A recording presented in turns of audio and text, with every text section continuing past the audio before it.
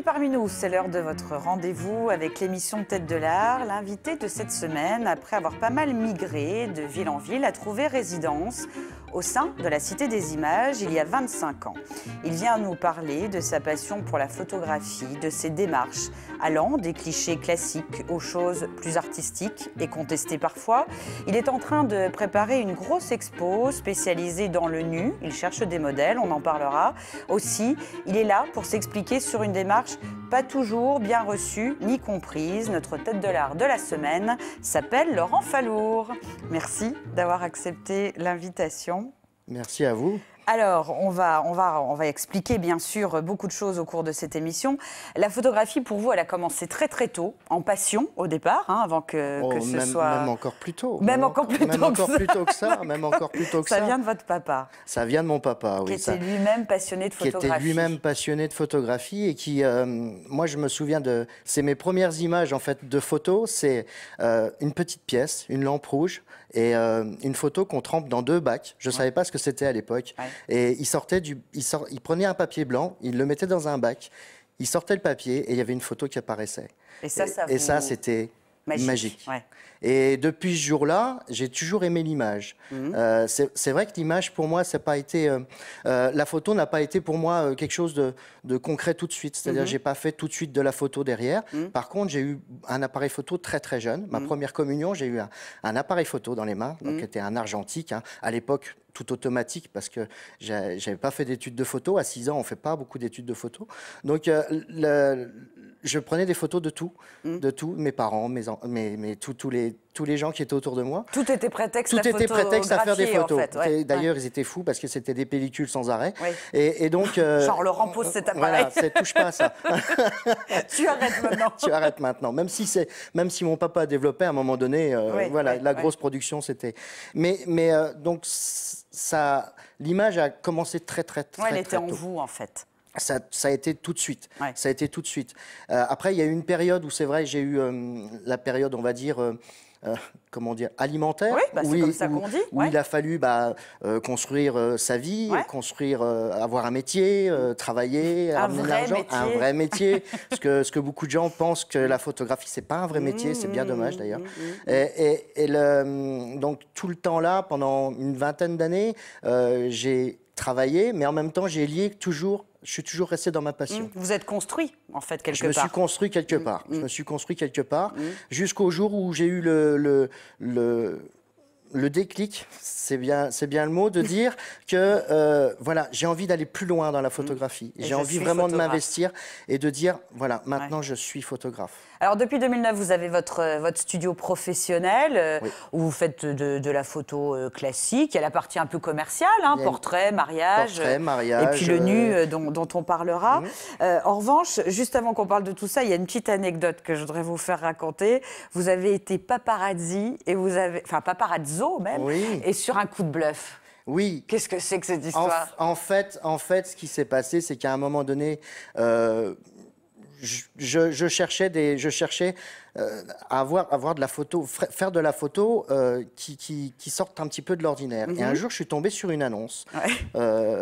Cherche photographe dans les Vosges pour de l'événementiel. J'appelle, c'était une boîte sur Toulouse qui en fait cherchait des gens pour aller sur des événements et faire de la photo en paparazzi. Mais on n'avait aucun moyen. C'est-à-dire qu'ils n'avaient pas d'accréditation, ils n'avaient pas de carte de presse, ils n'avaient rien du tout. D'accord. Et en fait, je me suis prêté au jeu et j'ai dit, tiens, pourquoi pas. Et un jour, sur le trophée Andros, j'y étais carrément au culot. C'est-à-dire que j'ai mis mes 2 boîtiers de chaque côté. Je suis arrivé à la porte du trophée Andros, j'ai dit, écoutez, c'est pas possible, je viens de très loin, voilà ma feuille d'accréditation, ma accréditation, elle est pas bonne, elle est vierge, j'ai pas reçu, on me l'a renvoyée vierge. Comment on fait? Et là, on m'a emmené au car régie.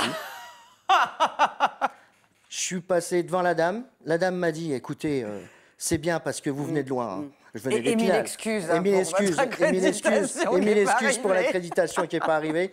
Je vous fais un carton, et voilà. Et de la secousse, À midi, j'ai mangé avec Alain Prost. Ouais. Avec Jean-Pierre Pernaut, normal. Ouais, tranquillou. Tranquille. Et puis à l'époque, il y avait Élodie Gossuin aussi qui était. D'accord, ça Donc vous en souvenez vachement plus. C'était très sympa. C'était très sympa. J'ai même réussi à faire des photocalls. D'accord. Vous avez été aussi photographe de presse pour Vosges Matin. Enfin, vous continuez à l'être. Je continue à l'être de temps à autre. On va dire que je fais plus du dépannage maintenant parce que c'est vrai qu'avec mon activité, et c'est bien dommage parce que j'adorais faire ça. Puis ça vous a construit, vous aimiez ça. Complètement. En plus, c'est vraiment une équipe de photographes qui est vraiment investie et qui c'est vraiment des grands professionnels. Leur responsable, Jérôme Imbrecht, c'est vraiment un grand passionné et on le sent dans ses photos. C'est pas uniquement de la photo. Voilà, de remise de médailles, de dépôt de germes. Et j'ai appris avec eux à m'investir dans les reportages, qui m'a aidé aussi par la suite au niveau de... par exemple, pour mes reportages de mariage, de voir les choses autrement. Et pas forcément faire un cliché classique d'un photo de reportage, mais d'aller chercher le petit détail qui fait que ça va raconter une histoire. Puis vous continuez à avoir envie d'être là quand il se passe quelque chose. On vient de voir des clichés qui datent de janvier dernier au moment des attentats à Charlie Hebdo.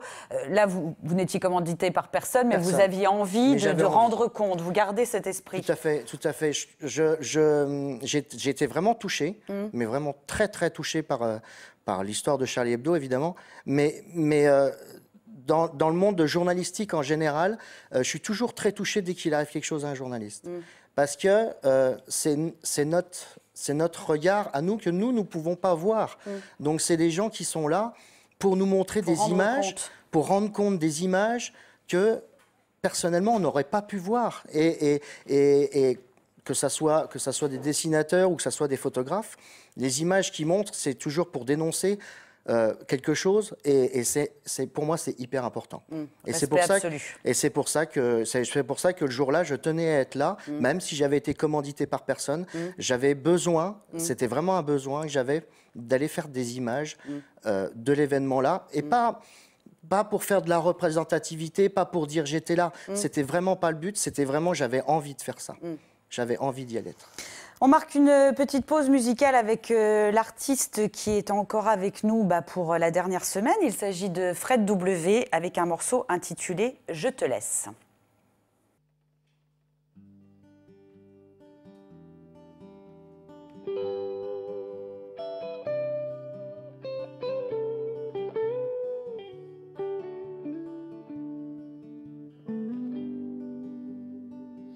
Peu donné, mais j'ai beaucoup reçu. J'ai tant cherché que je me suis perdu. Que reste-t-il à peine quelques lambeaux? Je te laisse mes refrains, mes mots. J'ai tant aimé, parfois trop attendu. J'ai gaspillé à m'en sentir repu. Que reste-t-il à peine quelques sanglots? Je te laisse mes refrains, mes mots. Comme un présent, comme un héritage, quelques ébauches, des lignes et des pages, posées, placées là sur ta peau. Je te laisse mes refrains, mes mots.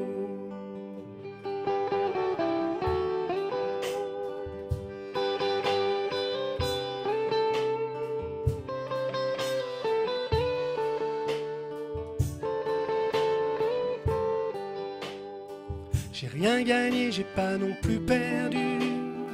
Si j'ai triché, je ne m'en souviens plus.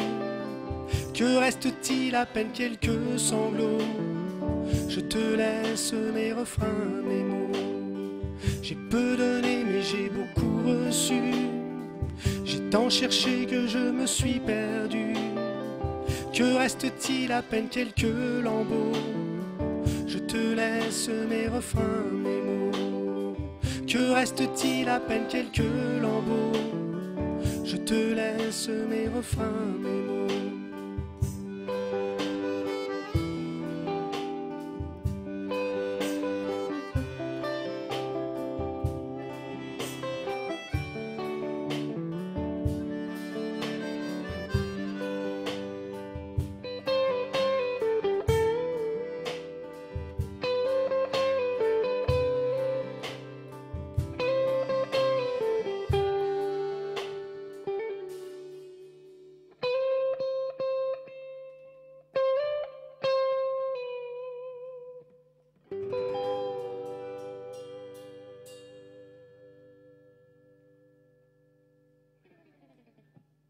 Voilà, l'EP 4 titres de Fred W, EP éponyme en attendant la sortie de l'album courant 2015.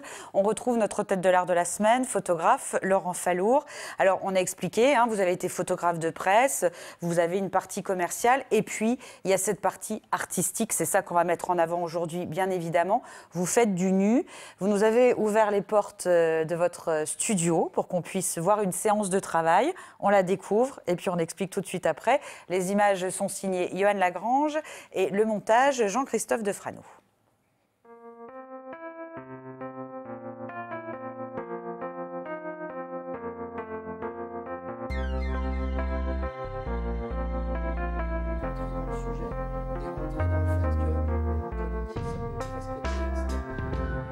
Là, maintenant, ce que tu vas faire, c'est que dans ton espace à toi, tu vas bouger naturellement. C'est-à-dire que la photo, il faut vraiment qu'elle soit... Il ne faut pas qu'elle soit fixe. Il faut qu'elle soit en mouvement. Et il faut que tu ressentes les choses. C'est-à-dire que ta main, il faut pas... Ta main qui va bouger le long de ton corps, il ne faut pas qu'elle soit fixe. Il faut qu'elle soit vraiment en mouvement, mais en phase avec toi-même. D'accord ? Il ne faut pas que tu ailles à un endroit que tu n'as pas envie d'aller.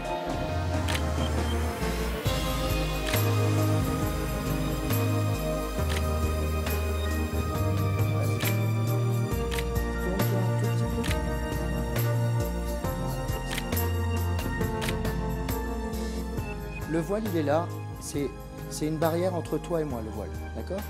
Le voile, soit il descend complètement, soit il reste à moitié, soit il reste en haut. C'est toi qui décides comment tu descends ton voile.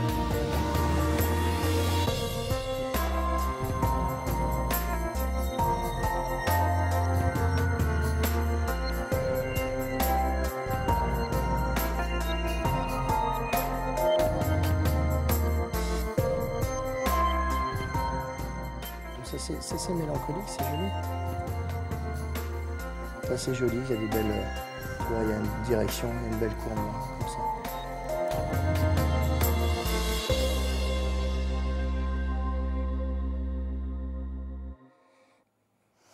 Voilà, c'était important de... Vous êtes content du résultat? Très content. Ouais, bon, très tant mieux. content. C'était important de pouvoir entrer dans votre univers parce que, je le disais dans l'édito, le nu n'est pas encore forcément bien compris. Vous avez déjà eu des insultes lors d'expositions. Donc, c'était important de voir ce côté rassurant, presque cocooning. Et la relation qui se passe entre vous et le modèle, c'est essentiel. Racontez-nous comment ça se passe pour développer un peu ce qu'on vient de voir. Effectivement. En fait, c'est perçu parce que certaines images qui peuvent être soit choquantes ou soit outrageantes pour l'être humain. Et moi, c'est vraiment un rapport humain que j'ai avec la personne. C'est pas forcément de voir un physique nu. Voir un physique nu, c'est pas intéressant. Enfin, je veux dire, c'est pas intéressant dans le sens plastique du terme. On prend une fleur, on la photographie, elle est belle parce qu'elle a toutes ses couleurs, elle a toutes ses... Un corps nu qui dégage pas d'émotion, qui dégage rien, c'est pas, il y a rien. Donc en fait, le travail, il est vraiment sur la personne quand elle vient au studio. En règle générale, la première chose qu'elle me dit, de toute façon, vous ferez rien de moi. Je suis pas photogénique. Et je dis, moi, la photogénie, pour moi, elle n'existe pas. D'accord. Pour moi, la photogénie n'existe pas. En fait, c'est ce que le modèle va donner et ce que le photographe va prendre et va redonner. C'est un échange. C'est un échange. C'est un échange. Parce qu'on dit toujours, un bon photographe, ça fait toujours des bonnes photos. Je suis pas forcément d'accord avec ça, dans le sens, ça peut fonctionner dans un reportage. Un reportage photo où les gens sont en train de faire quelque chose, oui, ça marche. Quand on est en face d'une personne, et en l'occurrence nue, en plus, si quelque part en face, on n'a pas posé des choses en lui expliquant, en lui disant qu'on n'est pas là pour la voir nue, on est là pour qu'elle redonne une émotion. Et l'émotion-là, il faut qu'elle traverse, mais il faut qu'elle vienne d'elle. Et au photographe, de la redonner. Et quand... au moment où je l'accueille dans le studio et que je la fais asseoir sur mon canapé et que je lui explique que tout le monde est capable de faire une belle photo. Et d'où vraiment la situation, elle est que les gens, ils sont au départ, bon, en général, quand on vient chez moi, on sait pourquoi on vient chez moi. Surtout si on vient pour la séance de nu. On sait qu'on va se dénuder. Mais même en sachant ça, c'est pas forcément évident. Certainement. C'est pas forcément évident. Parce que 99% des gens que j'ai vus, c'était la première fois qu'ils venaient faire une séance de nu. Et j'ai même eu des gens où c'était la première fois qu'ils rentraient chez un photographe. Ouais. Donc, la personne en elle-même, j'ai eu ça il y a 15 jours, la personne, elle vient, elle me voit, elle me dit, voilà, j'aimerais faire ça, mais je ne sais pas où je vais. Et là, c'est à moi de lui dire et de lui expliquer que justement, c'est moi qui vais lui expliquer là où elle va, mais par contre, il faut que dans sa tête, elle sache où elle veut aller. Bien sûr. D'où le principe du voile qui monte et qui descend. Ben, vous le dites très bien, hein, c'est une barrière et c'est au modèle de sentir si elle a envie de laisser tomber le voile Tout ou à non. fait. Il n'y a rien d'imposé. J'ai eu des gens qui m'ont jeté le voile. J'ai eu des gens qui ont gardé le voile jusqu'en haut. Ouais. Mais le principe, il est toujours dans le même, c'est-à-dire vraiment que ça soit la personne qui décide. Mais qu'est-ce qui pousse une personne lambda? Je ne parle pas d'un mannequin, hein, les mannequins, c'est tout autre chose. Mais qu'est-ce qui pousse monsieur et madame tout le monde à vouloir faire une photo de nu? C'est quoi la démarche derrière tout ça? Je pense que quelque part, et il y a des gens les personnes qui sont venues me voir et qui ont justement... Pas les personnes qui ont l'habitude. Les personnes qui ont l'habitude, on les met de côté. Enfin, on les met pas de côté, mais c'est-à-dire c'est pas le sujet. Voilà. Les personnes qui viennent me voir et qui n'ont jamais fait ça, déjà, en général, c'est des tranches d'âge. Il y a des âges où je pense qu'on a envie de connaître aussi, de savoir si on est capable de faire quelque chose. C'est un défi? C'est peut-être un défi. D'accord. Ensuite, il y a les personnes qui ont un petit doute sur elles-mêmes et qui se disent, est-ce que je suis encore belle ou encore beau et qu'est-ce que ça va... Et j'aimerais savoir si c'est vrai ou si c'est pas vrai ce qu'on me dit que je suis encore belle. Et il y a des gens qui doutent parce que ils se regardent devant la glace, ils se regardent, ils disent mais c'est pas possible, je peux pas dégager quelque chose de beau. Et pourtant si, n'importe qui peut dégager quelque chose de beau. Et la personne qui se regarde devant la glace, et forcément quand on se regarde devant une glace, on voit uniquement une seule chose, c'est le défaut. Puis on se voit à l'envers. On se voit à l'envers, on voit que les défauts. Et alors que le photographe, lui, il va pointer son objectif sur la beauté de la personne. Et quand les personnes là viennent, eh ben c'est vraiment, je pense, pour sortir un petit peu de cette image justement de personnes un peu flétries, un peu désabusées, des gens qui sont en manque de confiance aussi. Il y a des gens qui sont venus me voir. J'ai eu une anecdote lors de la dernière expo qu'on a eue. On avait fait une soirée de nu. Et pendant cette soirée-là, il y a une personne qui est venue me voir et qui voulait faire impérativement du nu parce qu'elle voulait voir si ça fonctionnait. Et en fait, elle m'a expliqué, et je l'ai bien vu quand elle s'est déshabillée, elle a, juste en dessous du bas-ventre, elle avait une énorme cicatrice.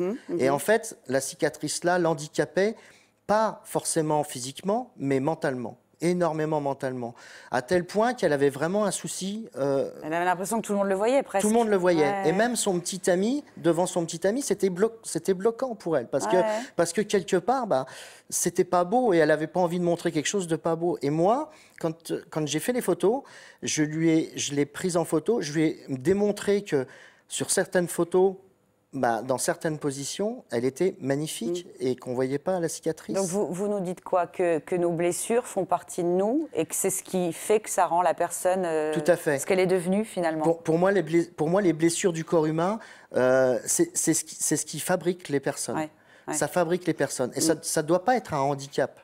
Ça doit être presque en être un atout, finalement. Presque un atout, dans le sens où on se renforce par rapport à ça, dans le sens où ça fabrique notre histoire, tout simplement.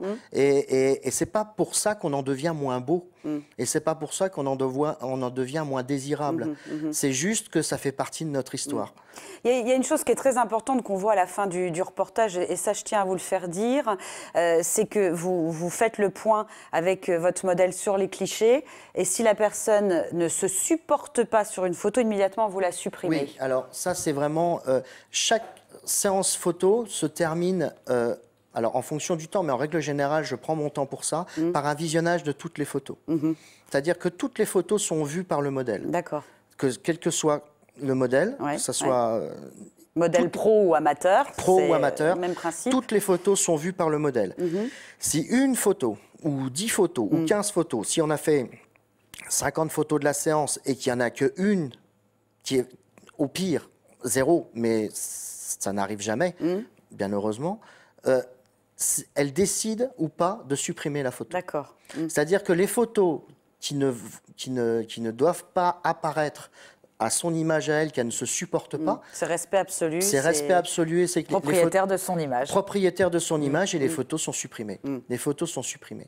Là, vous êtes en train de préparer une grosse expo. Hein. C'est un projet que vous avez en tête depuis longtemps. Justement, vous recherchez des modèles. Hein. Donc, on lance un appel et on insiste bien. Il ne faut pas être mannequin pour le faire. Bien au contraire, j'ai envie de dire. Vous cherchez justement des femmes de la vie de tous les jours. C'est ça l'idée de cette expo en noir et blanc, hein, je crois. Hein. L'idée, oui. L'idée, elle est de... Et c'est une idée que j'ai depuis très longtemps, dans le sens où l'activité fait que plus ça va, plus ça avance, plus je mûris, plus j'avance dans le nu, plus je me dis que finalement, c'est ce qu'on disait tout à l'heure, une beauté plastique ne suffit pas.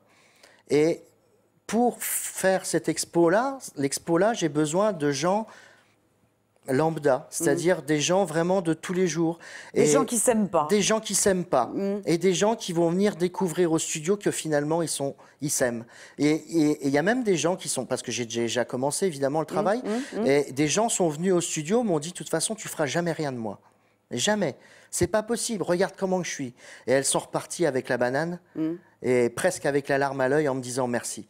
Et ça, je pense que c'est le plus beau cadeau qu'on puisse me faire. Ouais. C'est de repartir du studio en me disant merci. Sourire. Ouais. Parce que ça veut dire que j'ai joué aussi quelque part mon rôle et que j'ai montré aux gens que... Et c'est ça que je veux montrer dans cette expo. Et l'expo, qui a le titre « Toutes les femmes sont belles », c'est vraiment... pour dire que toutes les femmes sont belles. Donc même des corps meurtris, des corps qui auraient subi des ablations, ça pourrait vous intéresser dans ce projet d'exposition. Tout à fait. Le but, il est vraiment de venir, par exemple, une femme qui a eu un cancer du sein, qui a eu une ablation du sein, en tête, un cancer du sein, ou même une mauvaise cicatrice, comme je disais tout à l'heure. Ça peut être une mauvaise césarienne aussi. Ça peut être, ça peut être des choses vraiment blessantes visuellement, qu'elles viennent me voir et de leur séance photo, on en sorte une image. C'est une thérapie, en fait. Ça soit la belle image. Tout à fait, mais c'est vraiment la thérapie. C'est ce que j'appelle de la photothérapie. Oui, c'est ça. Il y a une rencontre, vous, dans votre vie photographique qui a été hyper importante. C'est celle d'avec Julie Minier, qu'on a reçue il y a quelques mois, qui a été notre tête de l'art. On est sorti un livre commun, Nuit d'hôtel. Vous dites que cette femme, elle vous a vraiment fait avancer dans votre travail sur le nu, justement. Hein. J'en reviens toujours à ce sujet-là. Alors, non seulement elle m'a fait avancer, mais elle m'a transformé complètement. D'accord. Ça a été le déclic pour moi. Ouais. J'ai toujours fait, depuis très longtemps, de la photo de nu. J'ai toujours fait. J'ai jamais réussi à faire ce que je voulais faire. J'étais coincé, je savais pas où aller, je savais pas quoi faire. Puis vous êtes un homme qui photographie une femme, c'est difficile aussi. Voilà. Ça peut être mal perçu. Et puis même sans parler de cet aspect-là que je vais occulter parce que forcément de toute façon c'est mal perçu parce que on a les clichés. Et vous entendrez toujours des choses. On a toujours des clichés qui feront que de toute façon tu photographies des femmes, c'est pour voir des femmes toutes nues.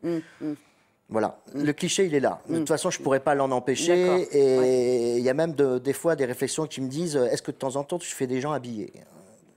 J'ai envie de leur dire... Alors oui, je fais des gens habillés. Je fais des gens habillés. Et d'ailleurs, c'est mon principal revenu. Oui, d'ailleurs, soyons très clairs. C'est mon principal revenu. Mais le fait est que quand j'ai rencontré Julie, en fait, ça s'est passé tout bêtement d'une rencontre avec un modèle avec qui je faisais du nu. Et je discutais avec la demoiselle que je venais de prendre en photo nue. Et je regardais les photos et je dis, c'est pas possible, mais tu es magnifique. Là, à l'époque, c'était une très belle jeune fille. Tu es magnifique et je n'arrive pas à ressortir ce que je veux ressortir. Je l'avais dans ma tête. Je savais ce que je voulais et je n'arrivais pas à le faire. Et elle m'a donné donc le nom et le prénom de cette personne, Julie Munier, alias Julius, qui à l'époque faisait donc, et fait toujours d'ailleurs, elle continue à le faire, de l'autoportrait nu. Donc elle m'a donné son nom, sa page, je lui ai lancé un premier message, et là, on s'est rencontrés, et là, elle s'est assise dans mon Voltaire, et entre guillemets, je suis tombé amoureux de la personne. Parce que cette personne-là a dégagé en fait, la partie de moi que je ne connaissais pas. Ouais, elle vous a aidé à franchir ce cap. Elle m'a complètement ouvert les yeux en me disant « mais oui, mais c'est ça que je veux faire ». Et là, de ce principe-là, j'étais parti vraiment dans autre chose. Et d'ailleurs, pour l'anecdote, certains photographes m'ont appelé depuis et m'ont dit « Laurent, merci ». Parce que tu as évolué comme on pensait que tu évoluerais, mais on ne savait pas quand. Super compliment, ça. Donc reconnaissance de la profession, c'est plutôt pas mal. Et de certains très bons photographes et dans les Vosges. Bon, voilà. Voilà des bonnes nouvelles. On retrouve Fred W qui nous a accompagnés pendant 4 semaines. On le remercie d'ailleurs d'être venu avec ses musiciens, avec un dernier morceau intitulé « Et si ».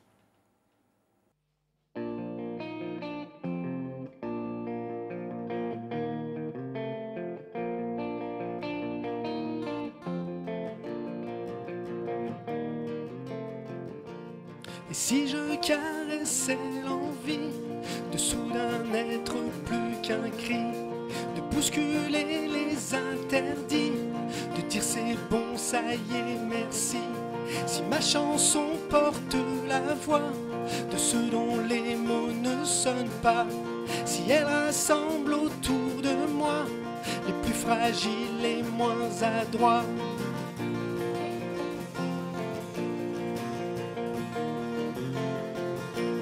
et si l'on inversait le sens des aiguilles de notre existence pour mettre un terme à l'indécence des chiffres de leurs arrogances, c'est la révolte des gentils, de ceux qui n'ont jamais rien dit.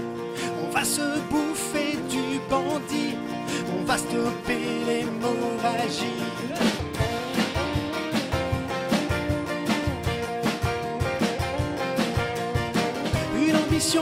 À satisfaire, crier plus fort, jamais se taire, au risque sûrement de déplaire, au risque sûrement de déplaire.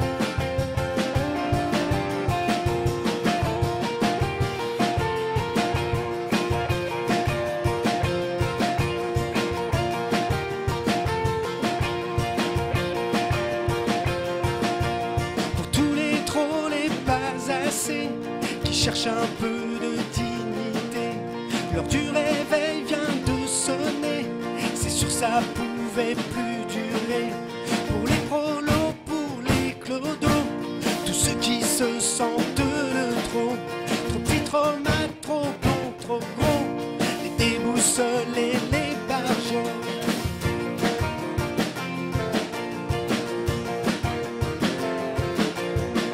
Choisir des combats nécessaires, faire monter bien haut sa colère, au risque sûrement de déplaire, au risque sûrement de déplaire.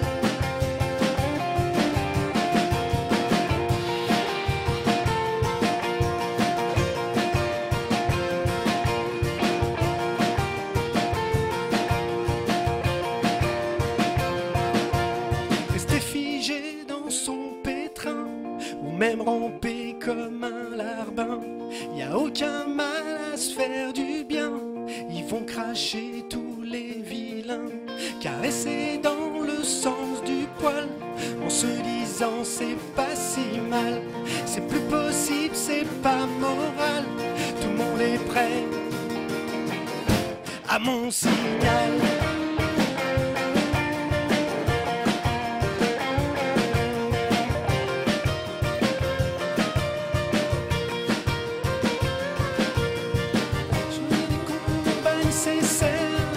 Faire monter bien haut sa colère, au risque sûrement de déplaire, au risque sûrement de déplaire.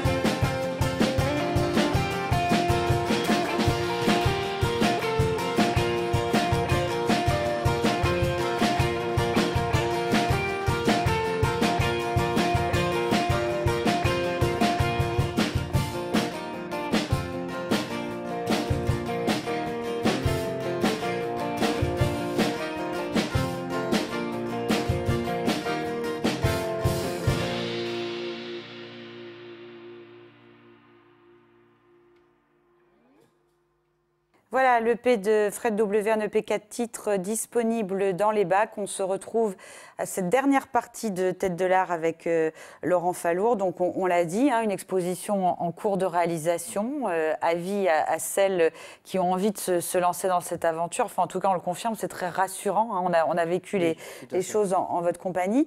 Dans l'idéal, vous aimeriez tendre vers quoi maintenant? On a senti qu'il y a une vraie progression dans votre travail, des rencontres déterminantes, vous l'avez dit. Maintenant, c'est quoi l'objectif? On se donne toujours des buts en général. Alors, mon but à moi, il est... je voudrais aller encore plus loin dans le fait de l'acceptation de la personne.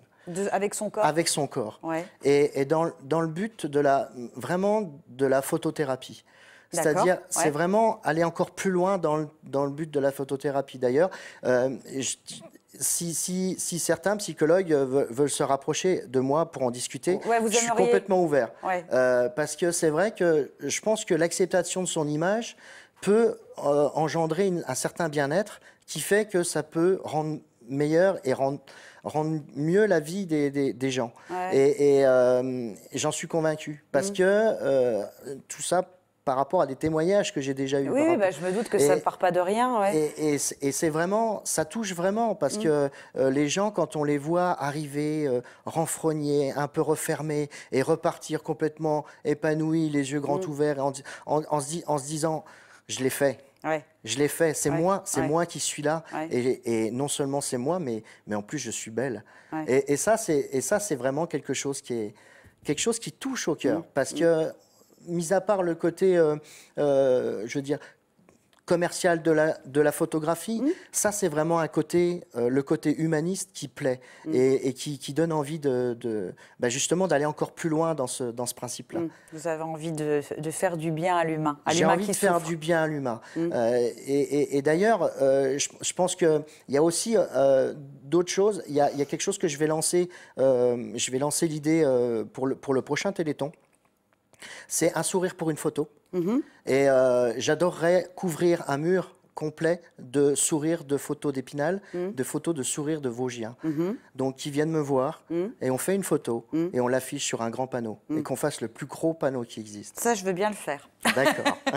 On va se quitter avec l'objet. Qu'est-ce que vous nous avez apporté? Eh bien, donc, l'objet que je vous ai amené, c'est...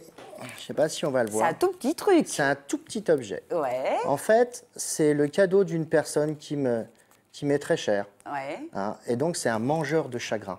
Oh, c'est beau. Donc, un mangeur de chagrin, en fait, c'est les enfants du Guatemala. Ont pour coutume, quand il s'est passé des mauvaises choses dans la journée, eh ben, plus il y a de mauvaises choses dans la journée de passé, plus ils prennent de petites poupées. Le soir, ils mettent la poupée sous l'oreiller et ils dorment. Et dans la nuit, les poupées, elles emmènent les mauvaises choses. Et le lendemain matin, on se réveille, on n'a plus les mauvaises choses. Et vous y croyez? Et j'y crois. D'accord. Et ça vous porte chance, vraiment? Et je le garde vraiment sur moi. C'est vraiment votre gris-gris, vous l'avez sans arrêt avec vous? Je l'ai tout le temps avec moi. D'accord. Merci pour ce partage. Merci d'être venu nous parler de votre travail artistique, Laurent Fallour. J'espère qu'on aura réussi... à notre petit niveau, à faire avancer les mentalités et le regard sur les expositions de nu. On retrouve votre site internet pour en savoir plus sur votre travail et pour prendre contact avec vous. Et puis bien sûr, le site internet de Vosges Télévisions pour voir ce programme en replay pendant plusieurs semaines. Continuez à vous abreuver de culture et à la semaine prochaine.